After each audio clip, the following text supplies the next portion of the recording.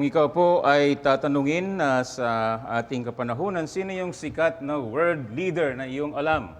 Siguro number one ay sasabihin mo si Vladimir Putin ng Russia, o Joe Biden ng Amerika, o kaya ay Xi Jinping ng China, o kaya Kim Jong-un ng North Korea. Kung sa mga religious leader naman, siguro maalala ng tao si Pope John Paul o Francis, o baka si Kibuloy. So sa umagang ito ay ating titingnan ang mga world leaders and mga kilalang mga religious leaders sa panahon na kung saan ang Panginoong Hesukristo ay naparito at nagsimula na mangaral ng pampubliko at inuna na sinugo ang tinatawag na forerunners na si John the Baptist upang ihanda ang pagdating ng tagapagligtas ng sanlibutan. Walang iba kundi ang ating Panginoong Hesukristo. At nakita natin sa pag-aaral natin yung mga pangyayari sa panahon ng Day 1 ng ating Panginoong Hesukristo. Nakita natin ang mga pangyayari sa Day 12 ng ating Panginoong Hesukristo nung siya'y na-circumcise. And then nakita natin nung siya'y 12-year-old na kung saan ay dinala doon sa templo. At nakita siya ni Simeon at tinaas niya ang sanggol na handa na siyang mamatay dahil nakita niya ang tagapagligtas ng sanlibutan.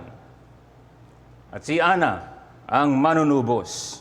Ngayon ay 30-year-old na ang Panginoon at handa na sa pampubliko na ministeryo. At bago yun ay sinugo si Juan Bautista. Yan ang nakikita natin sa Lucas chapter 3 and verses 1 to 20. At basahin natin ng ilan dito sa mahalagang bahagi na ito ng Biblia. Sa verses 1 to 20. Basahin lang natin ng verse 6 and then 17 and 18. Nakita ng lahat ang laman ang pagliligtas ng Diyos. In verse 15, samantala mga tao ay naghihintay, nagtatanong ang lahat sa kanilang mga puso tungkol kay Juan kung siya ang Kristo. Sumagot si Juan at sinabi, ang higit na makapangyarihan kaysa akin, ako'y hindi karapat-dapat magkalag ng panali ng kanyang sandalyas. Kayo'y babautismuhan niya ng Espiritu Santo at sa apoy. And verse 17, nasa kamay niya ang kanyang kalaykay upang linisin ang kanyang giikan at tipunin ng trigo sa kanyang kamalig. Subalit susunugin niya ang dayami sa apoy na hindi mapapatay. Kaya sa iba pang maraming pangaral ay pinahayag niya sa mga tao ang magandang balita. Ito ang magandang balita sa inyo mga pandinig, mga tao, mga kapatid na sa in-person and online. Makinig ang may pandinig, sapagkat darating ang oras at darating wala ka ng pandinig. Narinig niyo mga kabataan? Narinig niyo mga katandaan? So nais ko na dalhin sa inyo dito na inihanda ng Diyos ang pagdating ng kanyang dakilang anak at sa katauhan ni Juan Bautista na kanyang inihanda o ang pampubliko na pangangaral ng anak ng Diyos upang ipakilala na siya talaga at wala nang iba ang makapagliligtas sa iyo sa puot ng Diyos, ang makapagliligtas sa iyo sa apoy ng impyerno. Walang iba. At inilagay ito sa world history ni Dr. Luke sapagkat gusto niyang ipaalam sa lahat na itong pinapakilala niya na kanyang ni-research and so therefore it is reliable. As a doctor, as a historian, as evangelist, as kasama ni Apostle Paul. At inilalagay ito sa atin ngayon na kung hindi ka pa ligtas, ngayon ay araw ng kaligtasan. Ngayon ay araw ng biyaya. Yan ang nais na ipahayag ni Juan. At itong mensahe, si Juan na tagapagbautismo ay paunang sinugo ng Diyos upang ihanda ang mga tao sa pagdating ng Panginoong Hesukristo at nangaral na kailangan na magsisi at sumampalataya sa Panginoong Hesukristo na tanging tagapagligtas at tagapaghatol ng buong sanlibutan. Narinig nyo? Ulitin ko.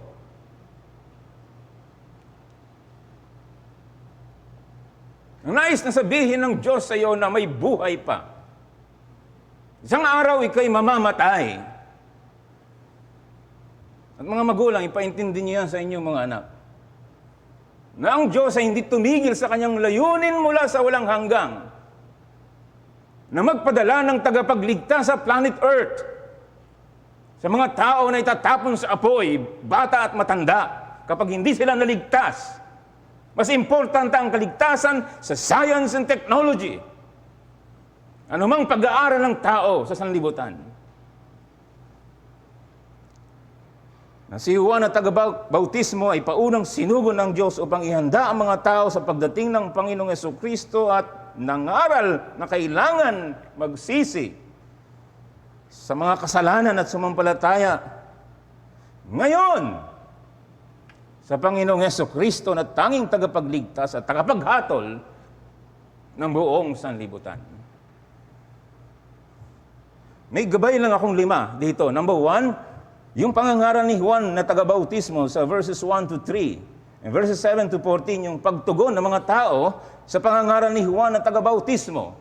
And then sa number 3, yung propesiya na natupad sa lumang tipan tungkol sa ating Panginoong Hesukristo, tungkol sa Panginoong Hesukristo na pinahayag ni Juan Bautista.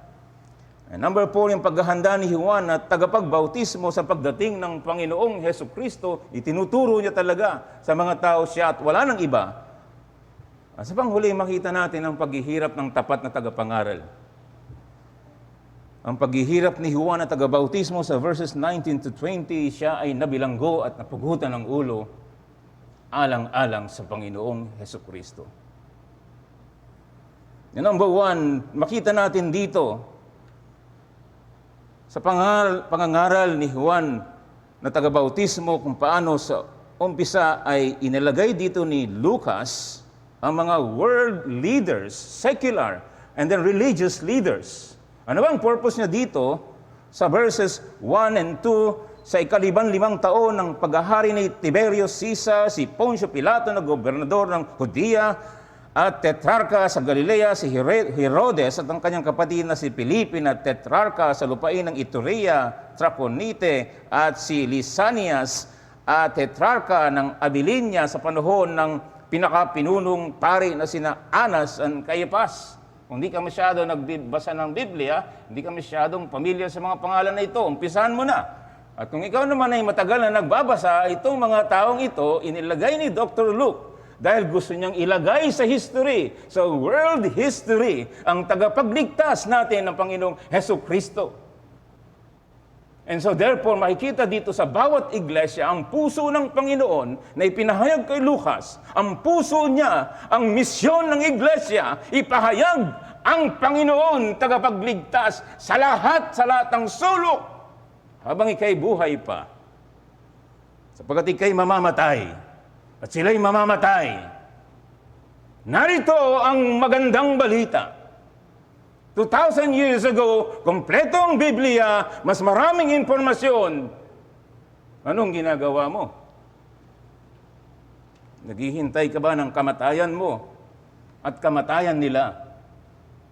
Bilang iglesia, nais natin na paniwarain ito sa atin.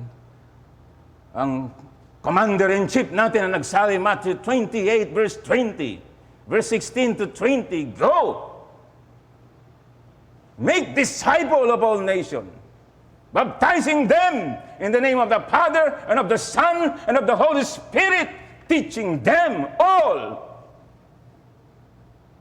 nang inuutos ko sa inyo. And I'm with you always until the end of the age. Kailangan mo gusto gawin ito.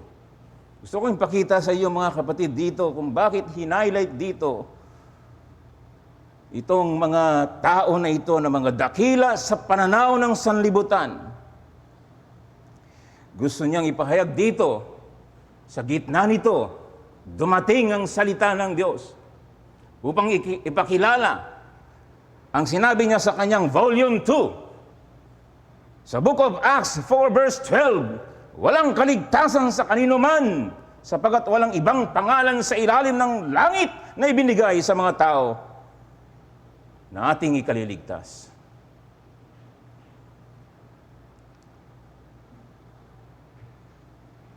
Kaya niya ipinahayag itong mga world leader na si Tiberius Caesar na emperor pagkatapos na mamatay si Caesar Augustus noong AD 14. Si Tiberius ay namahala siya ng AD 14 to 37 or CE, Common Era, sabi nila. And then si Pontius Pilate, alam natin ito, siya ay naghugas ng kamay na wala daw siyang kasalanan sa pagbibigay ng Panginoon natin upang patayin sa krus ng Kalbaryo. Itong si Herod, ito ay hindi si Herod the Great. Ito ay si Herod Antipas. At si Antipas na anak ni Herod the Great. At si Philip na anak ni Herod the Great. Hindi natin masyadong alam kung sino itong si Lysanias. At itong si Anas at Cayapas. Mga high priest ito. Anong punto dito ni Dr. Lucas sa mga mambabasa? Gusto niyang ipakita na ang panahon ito ay panahon ng kadiliman. Remember, 400 years, walang propeta na nagsasalita. Mula sa Old Testament and New Testament, 400 years na walang tagapagsalita. Yan ang kalagayan nito, kaya ito'y panahon ng kadiliman. Gusto mo ba na dumating yan sa iyong panahon?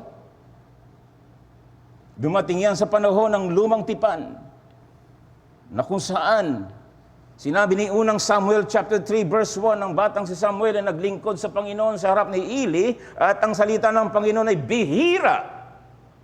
Bihira! Amos 8:11 to 12, may taggutom hindi sa pagkain sa tiyan, kundi sa pagkain sa kaluluwa. Amos 8 and verse 11, na mga araw ay dumating ang sabi ng Panginoong Diyos na ako'y magpapasapit ng taggutom sa lupain. Hindi taggutom sa tinapay o pagkauhaw sa tubig, kundi sa pakikinig ng salita ng Panginoon. At sila'y lalaboy mula sa dagat hanggang sa dagat, mula sa hilaga hanggang sa silangan. Sila'y tatakbo sa paro at parito upang hanapin ang salita ng Panginoon. At hindi nila ito matatagpuan. Nakita niyo ba yung hamon sa Sunday School ngayong umaga? Kung gaano kahalaga na kayo nakikinig, na may pagkakataong may napapakinggan. Kahit pandemic, ibinigay niyang technology para hindi ka tumigil sa pakikinig sa salita ng buhay. Huwag nawa mangyari ito, mga kapatid, mga kaibigan, na mawala na ang pagkakataon na hindi mo na mapakinggan ang salita ng Diyos kahit sa online, kahit sa live stream, kahit sa in-person. Hanapin mo man kahit saan,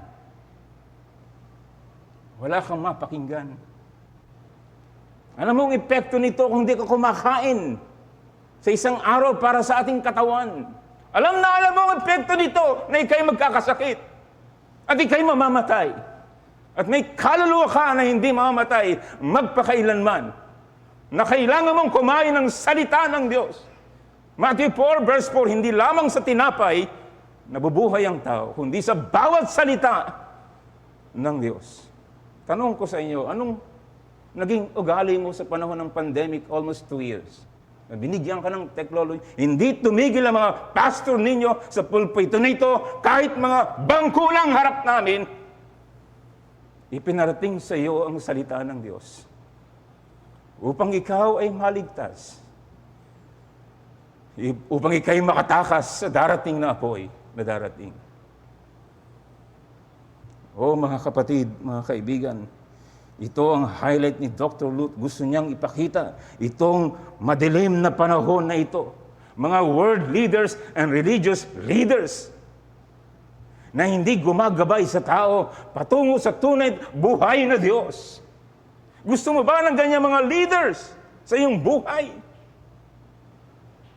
Sa biyaya ng Panginoon, nais namin maging tapat sa inyo ang salita ng Diyos at pawang salita ng Diyos upang kayo'y magtamo ng buhay na walang hanggang, upang kayo'y lumakad ng may pagtitiwala na salita ng Diyos ang iyong napakinggan at walang iba. So yan ang hangarin dito ni Dr. Luke at nakita natin sa panahon na yan, dumating ang salita ng Diyos sa kanyang lingkod na si Juan Bautista. Sinabi sa verse 3, sa ikalawang bahagi ipinangaral ang bautismo ng pagsisisi para sa kapatawaran ng mga kasalanan. Iyan naman talaga ang pagkatawag kay Juan. Sa verse 2, dumating ang salita ng Diyos kay Juan na anak ni Zacarias, nasa ilang, ilang taon siya sa ilang. Hindi natin alam kung ilan, at least pwedeng tansyahin. At mayroong pagkakakinanlan ng kanyang mga damit, kung paano siya hinanda doon sa wilderness. And then dumating ang takdang panahon, sa panahon ng 400 years of darkness, 400 years, and then mga world leaders, religious leaders, na malayo ang puso sa Diyos. Dumating ang salita ng Diyos. Anong ginawa ni Juan Bautista nang dumating sa kanyang salita ng Diyos? Tinago niya lang ba ito sa kanyang puso? Hindi, ito'y sumabog na parang bomba sa kanyang puso at pinangaral saan man siya dalhin ng Panginoon. Anong kanyang pangangaral? Ang pangangaral niya ay pareho sa ating pinapangaral. Ang pagsisisi, ang pagtalikod sa kasalanan, para sa kapatawaran. Yan ang inyong naririnig dito, linggo-linggo, na kailangan niyo magsisi, kailangan sapagkat mapapahama kayo. At kailangan niyong tumalikod upang makamit ang kapatawaran na regalo ng Diyos. Yan ang pangangaral. At ang bautismo dito na ginagawa niya, hindi ito nakapagliligtas, ito ay simbolo ng tunay na iyong pagsisisi. Sa panahon ni Juan Bautista, hindi ito nakapagliligtas. Ito ay iyong pagpapatunay na talaga, genuine, ang ginagawa ng Diyos sa iyo, ng iyong napakinggan ng salita ng Diyos, naintindihan mo ang iyong pagkukulang, ang iyong pagkakasala sa batas ng Diyos, 10 utos ng Diyos, na walang iba na ikaw ay mamahalin ng buong lakas, puso at kaluluwa, kundi ang Diyos na iyong manlilikha. Ang Diyos na nagsusupply ng lahat ng iyong pangailangan. Ang Diyos na nagliligtas. At mahalin mo ang iyong kapwa. Kung tayo'y nagkasala, dapat tayong magpakumbaba at humingi ng awa sa Diyos. Kailangan ng pagbabago. Kailangan ng pananampalataya na ang Diyos na ito, na banal, banal, banal, ay hinihingi ang iyong kabanalan. At may malarawan dito sa lumang tipan ng ganap na gawain ng kanyang anak na nag-aalis ng kasalanan ng sanlibutan. Ito na, dumating na ang takdang panahon. And so mahalaga na mensahe ito, yung pagsisisi upang makamit ang kapatawaran sa habag ng Diyos. Ito'y gawa ng Diyos. Palaging binabanggit dito ang Espiritu Santo. Hindi magagawa ito ni Juan Bautista, maging ang ating Panginoong Hesukristo. At yan ay mahalaga na ating tandaan na hindi natin kayang gawin, hindi namin kayang gawin, tumayo dito, hindi ko kayang magsalita sa inyong mga harapan. Sino ako para magsalita sa inyo ng ganito?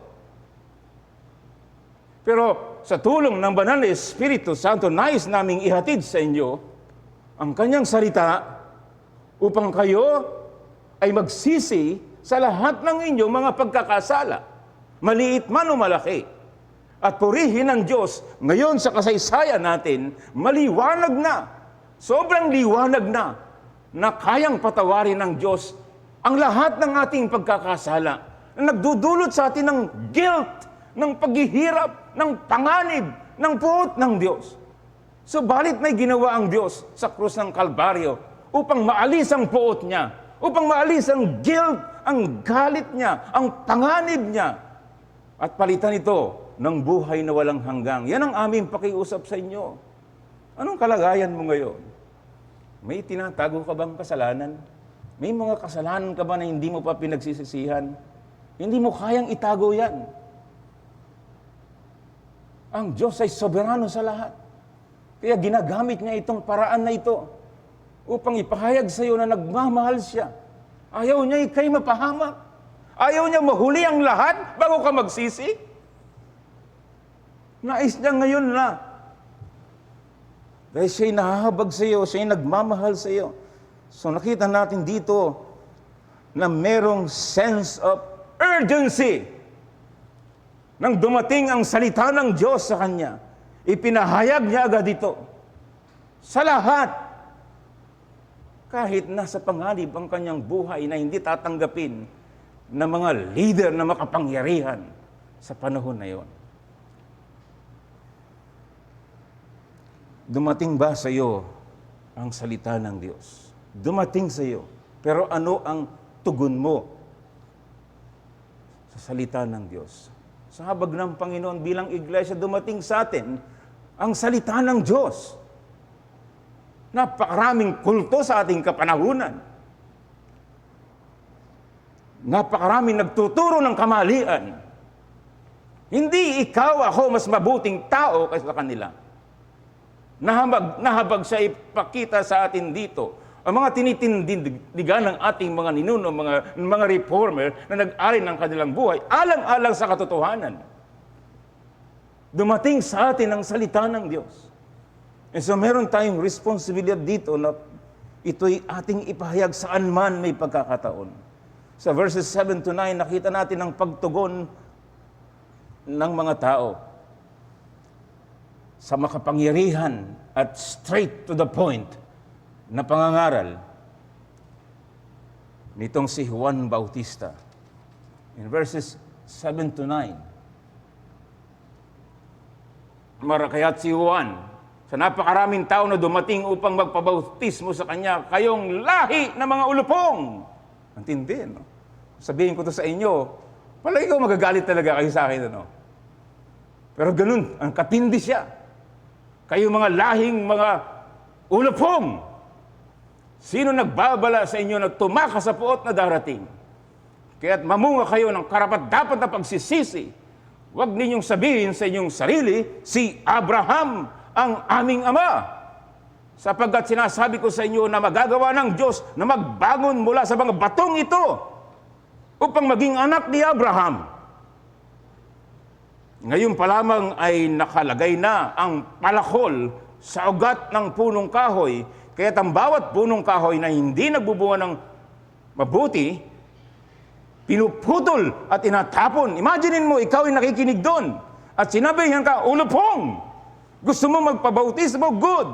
Pero magsisi kang totoo, genuine, sa iyong puso. Dahil alam ng Diyos ang laman ng iyong puso. Nakaabang na. Nakaabang ng palakol. Imagine mo, ikaw yung puno. Ang palakol, nakaumang na sa'yo. Kung hindi ka magbago ngayon. Yan din ang gusto kong sabihin sa iyo. Hindi ko sasabihin kayo mga ulupong. Pero sasabihin ko sa iyo, kayo nasa panganib. Kung hindi kayo anak ng Diyos, anak kayo ng diablong. Parang mas masakit pa yata. Pero yan ang katotohanan. Mga bata, kabataan, matanda. Kaya mahalaga ang pagsisisi upang kayo ay mapatawad, magsisi, magbalik loob ngayon na. Kayo na may kotse, di ba? Pagka kayo may pinupuntahan, mayroong nagsasalita sa inyo. Ano ba tawag doon? GPS? At magsasabi sa iyo, kung maliwa ka, kumanan ka, at kung naligaw ka, mag-U-turn ka. Ayan, sinasabi dito, kung nakikita mo ang buhay mo, taliwas sa buhay na hinihingi sa iyo ng Diyos. Ikaw ay baluktot ang pamumuhay. Ikaw ay hindi nabubuhay ng may kabanalan. Ikaw ay hindi tapat sa Kanya. Hindi ka tapat sa ika-4 na utos ng pagsamba sa Kanya. Hindi ka sumasampalataya sa Kanya hanggang ngayon. Sa dami ng iyong napakinggan. Imagine mo ikaw yung puno na nakaabang na sa iyo. Anumang oras. At totoo yan. Anumang oras ikay mamamatay. Ngayong linggo na ito, habang hinahanda ko ito, ay muli napaalalahanan ako ng sarili kong buhay. Sapagkat yung kumadrona ay nagpaanak sa amin kaisa-isang anak ay namatay. Ngunit purihin ng Diyos sa mabuting mananampalataya. At bukas ako'y mangangaral doon sa mga patay. Sa huling gabi, sa ina ng ating kapatid, na si Brother Angel. At sa tuwing ako'y pupunta dito, sa lugar na mayroong patay, ito'y paalala sa akin, isang araw, ako din ay mamamatay. At gusto kong paalalahanan ng mga taong nakikinig, ikaw din, isang araw, ay mamamatay. Hebrews 9:27. It is appointed unto man to die once, and after this, judgment. So itong pangangaral na ito ni Juan ay tinatawag na eschatological. Ibig sabihin, mga bagay na sa hinaharap. Yung mangyayari sa hinaharap sa pagbalik ng Panginoon, sa Matthew 25, hihiwalay niya ang lahat ng tao na buhay sa buong panahon. Yung nasa kaliwa ay mga kambing at nasa kanan ay mga tupa ng Diyos. Saan ka doon? Sa pagdating ng Panginoon. Narinig niyo mga bata? Saan kayo? Sa kaliwa o sa kanan? Mga kambing sa kaliwa. Mga tumanggi sa Panginoong Jesucristo. Sa mga tupa ng Diyos, John 10:27, na nakikinig sa akin at sumusunod sa akin at binibigyan ko ng buhay na walang hanggang at walang sino man ang makakuha sa aking kamay at sa kamay ng aking Ama. Dito kayo sa kanan at sasabihin ko sa iyo, welcome! Pero sa mga nasa kanan, kaliwa ay sasabihin ko, lumayo kayo sa akin. Hindi ko kayo kilala. Kayo na mga masasama. Yan ang aming mga bigat sa aming puso, samantalang kami tumatayo palagi dito sa inyo. Nais namin mga minamahal, mga kapatiran na tayo ay magkaroon ng kabigatan para sa ating mga anak, ating mga kaibigan, saan man may paraan. Ipahayag natin ang mahalaga na kailangan nilang gawin ngayon, ang pagsisisi at ang pananampalataya. Noong Monday ay araw ng mga puso yan, ano? At hindi ako bumili ng 3 bulaklak sa aking minamahal na asawa. 3 buko ang aking binili. Dahil yun ang order niya. Pero sa aking pagpunta doon, may sumabay iba naman sa akin, saan daw dito ang sakayan papunta somewhere doon sa EDSA. At okay, sige, sabay ka na. Doon naman ang punta ko sa may palengke ng farmers. At sa aming pag-uusap ay hahanap talaga ako ng butas sa paano, sa maikling panahon ng ating paglahad ay mabanggit ko sa iyo. At sinabi ko sa kanya, taga saan ka ba? Taga Batangas at pastor kasi ako, saan ka ba dumadalo? Sa isang iglesia na hindi tama ang pagtuturo. Tanong niyo sa akin kung saan iglesia. At siya'y nadisiplina doon dahil sa kanyang immoralidad. Ay, sa amin din ay may madidisiplina ka dahil kasalanan talaga yon. Pero kung may pagsisisi ka, ikaw naman ibabalik. Pero kung meron kang pagsisisi, sabi ko sa kanya, huwag ka na rin bumalik doon sa iyong iglesia na yon. Kasi mali ang tinuturo, hindi sila naniniwala na talaga ang ating Panginoon ay tunay na Diyos at tunay na tao. At ikaw ay magsisi at sumampalataya sa Panginoon at ikaw'y patatawarin niya. At hanapin mo ang iglesia na nagtuturo na talaga ang Panginoon lamang ang tanging tagapagligtas. Tunay na Diyos at tunay na tao. Ninatid ko siya hanggang doon sa bilihan sa MRT. Pero purihin ang Diyos. Narinig niya ang magandang balita. Pagsisisi at pananampalataya. Bakit? Dito sa mensahe ni Juan at merong nakaabang. At ngayon din, may nakaabang sa iyo. Babalik ang Panginoon. Babalik siya.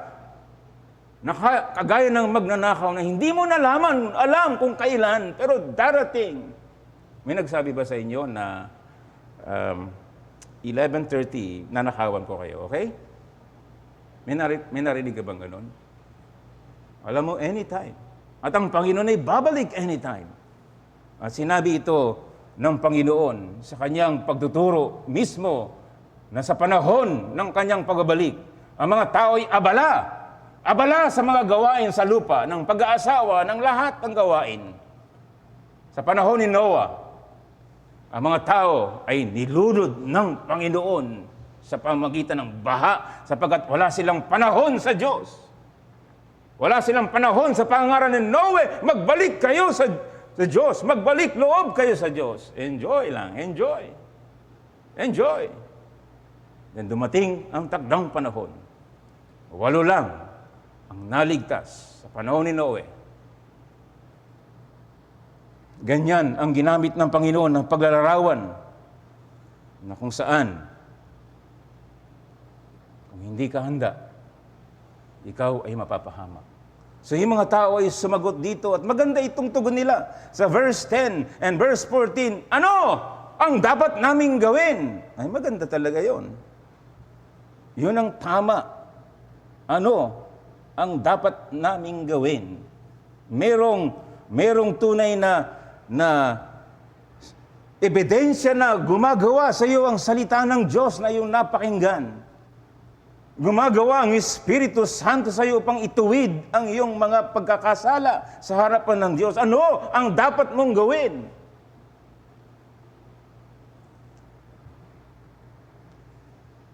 At siya'y pinayuhan sila ng pag-aayos ng kanilang buhay sa harapan ng Diyos.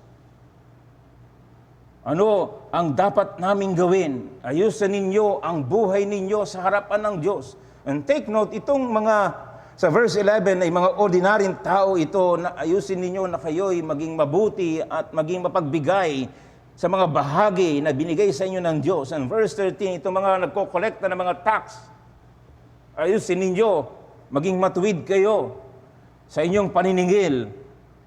And then yung mga sundalo, na kayo ay wag maging bayolente at ngayong maging kontento sa inyong kalagayan at sa iyong ibinigay na probisyon. At kung papansin ninyo, nakapokus dito ang pagtutuwid at pagpapayo ni Juan Bautista sa mga tumugon na kailangan nyo magsisi, kailangan nyo magbalik loob sa Diyos. Nakatuon sa mga material na bagay. So malaki talaga ang kaugnayan ng mga material na bagay, lalo ng pera. Alam natin ang ugat ng lahat ng uri ng kasamaan ay pag-ibig sa salapi. Unang Timoteo 6:10. At ang Panginoong Jesucristo ay nagturo sa Matthew 6:19-21, huwag kayong mag-impok ng kayamanan na nasisira, nawawala, ninanakaw, nabubulok. Kundi kayamanan sa langit na hindi nasisira, nawawala o nabubulok. At yun ang mga bagay na pagsisisi, pananampalataya, at kaligtasan at buhay na walang hanggang. So meron ditong paalala sa lahat. Sino ang iyong minamahal? Bakit nagiging hadlang yan ikaw ay magsisit sumampalataya? May mga material na bagay ba? Pera ba ang hadlang sa iyo? Mas importante ba sa iyong kumita, mag-ipon? Kaysa ang magsisit sumampalataya, yan ba ang importante sa iyo? Sasama ka dyan. Iiwan mo yan, wala kang dala kahit 5, at ikaw ay aalis na walang dala ni anuman. I-prioritize mo ang pagbabalik loob mo sa Diyos. Matthew 6:33, seek ye first the kingdom of God and all these things. May pangako naman, hindi na tayo gugutumin, hindi tayo iiwanan. And all these things shall be added unto you. So kung yung nagiging hadlang sa iyo, tingnan mo dito, ang paalala sa iyo ng salita ng Diyos. Ang babala sa iyo ng salita ng Diyos. Nakaumang na. Sana ikaw ay tumago ng pagsisisi at pananampalataya. Makikita natin dito sa verses 4-6 kung paano ang Diyos ay tumupad sa ministeryo nitong si Juan na tagapagbautismo sa Isaiah 40 verse 35, 3 to 5, Isaiah 40 verses 3 to 5, gaya ng nasusulat sa aklat ng mga salita ni Propeta Isaias. Ang tinig ng isang sumisigaw sa ilang, ihanda ninyo ang daan ng Panginoon. Tuwirin ninyo ang daan ng Panginoon. Tuwirin ninyo ang kanyang mga landas. Bawat libis at matatambakan, ang bawat bundok at burol ay papatagin, at ang liko ay tutuwirin, at ang bako-bakong daan ay papantayin, at makikita ng lahat ng laman ang pagliligtas ng Diyos. Makita mo yung connection dito na ang pagsisisi ay may kakambal. May kakambal ng pananampalataya sa tanging tagapagligtas. Si Juan Bautista, walang kapangyarihan magligtas. Yung bautismo ay hindi magkapagliligtas. Walang sino man. Ito ang kanyang ipinapakilala. Ang tanging tagapagligtas. Siya'y tagapaghanda lamang. Ang pinaka-focus dito sa ating binasa ay ayusin ninyo hindi ang mga daan ninyo, kundi ang buhay ninyo. That's the point. Ayusin ninyo ang buhay ninyo sa harapan ng Panginoon. At ako'y sinugo lamang upang ihanda, sapagkat siya ang magbabautismo sa inyo ng Espiritu Santo at ng apoy. Ang Espiritu Santo ng Diyos, ang tunay na magbabago ng puso mo. Pusong bato. Pusong matigas. At babaguhin ka ng Panginoon sa pamamagitan ng Espiritu at ng Kanyang salita upang ikaw ay magpakumbaba. Upang ikaw ay magsisi. Upang ikaw ay tumalikod. You turn! Turn! Turn! Hindi nalulugod ang Diyos sa iyong kapahamakan. Return! Return now! At ang Panginoong Hesus lamang at ang Diyos Espiritu Santo ang makakagawa nito. At ang ating Panginoon sa kanyang ministeryo ay nagpahayag, lumapit kayo sa akin. Kayo na nahihirapan dahil sa kasalanan, dahil ayaw nyo magsisi, dahil ayaw nyo magbalik loob sa Diyos. Come to me. Come now.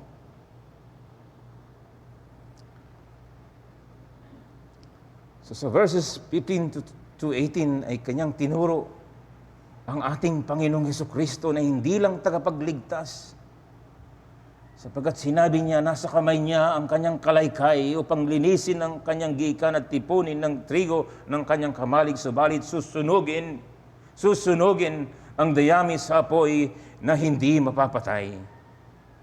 Napaka-graphic, napaka-liwanag kung ikay nasa panahon noon na kung ikaw iyon, kitang-kita mo na ang destiny mo, ang final destiny mo, na kung saan ay walang katapusan, wala kang hinihintay na taon. That's forever, that's eternal, that's walang hanggang na pagsigaw.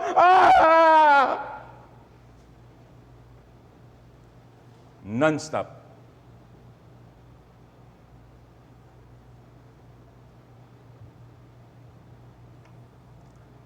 Magbalik loob kayo. Magsisig kayo ngayon. Hindi kayo itataboy ng Panginoon. Hindi kayo itataboy. Punong-puno siya ng grasya. Puno po siya ng awa. Gusto niya talaga maligtas ka ngayon. At yan ay libre. Walang alternative. Ang alternative ay nakahanda sa iyo. Nakahanda sa iyo ang apoy na walang hanggang. Sa panghuli, nakita natin dito ang paghihirap ni Juan Bautista sa verses 19 and 20 na ayaw nitong si Herodes ang pagtutuwid sa kanyang immoralidad kaya siya'y pinakulong.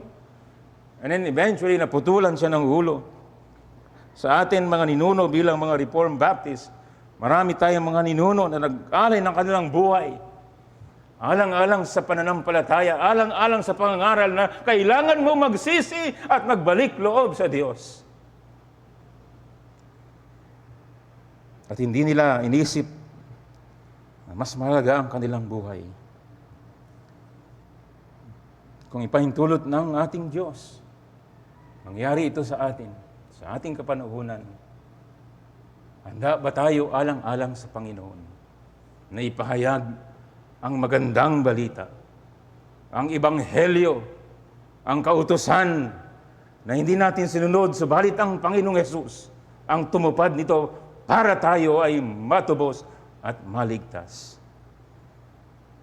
Pagtatapos ko, mga minamahal, gusto ko kausapin kayo na hindi paligtas. Hindi ko alam mo naman yan, hindi ka paligtas. Alam mo sa iyong kalagayan, bata, mga kabataan, nakaintindi ka na, mahusay ka sa maraming bagay. Naintindihan mo na mayroong langit, mayroong impyerno. Naintindihan mo na may diablong si Satanas at mayroong apoy. Naintindihan mo yan. Naintindihan mo na ayaw mo yan, di ba? Mga matanda, nakikinig sa akin. Ayaw mo, di ba? Na ikaw ay walang hanggang dun sa apoy kasama ang diablong si Satanas. May pangako ang Diyos. Mas maganda. Wala nang pagluha, wala nang virus, wala nang kirot, wala nang lahat ng dulot ng kasalanan. Wala na ang puot ng Diyos. Paraiso ang tawag doon. Yun ay bagong na langit at bagong lupa. At kasama natin ang Panginoon na aawi tayo ng walang lockdown. Non-stop ang ating pagpupuri. Forever. Masaya. Hindi ko kayang ilarawan. Masaya, masaya, masaya. Doon, malungkot, malungkot, sobra. Pero nais ko, magsisi ka ngayon. Kahit di mo masabi, kausapin mo, sabihin mo, Panginoon, alam mo naman ang aking kasalanan. Maawa ka naman po sa akin at maaway ng Panginoon. Kausapin mo siya. At ikaw ay patatawarin niya. Lahat. Sa isip, sa salita, sa gawa, lahat. Kasi binayaran lahat ng Panginoon sa krus. Lahat. Sumigaw siya doon, Diyos ko, bakit mo ako pinabayaan? Pinabayaan talaga siya para sa iyo. Na nagsisisi at sumasampalataya sa Panginoong Jesucristo.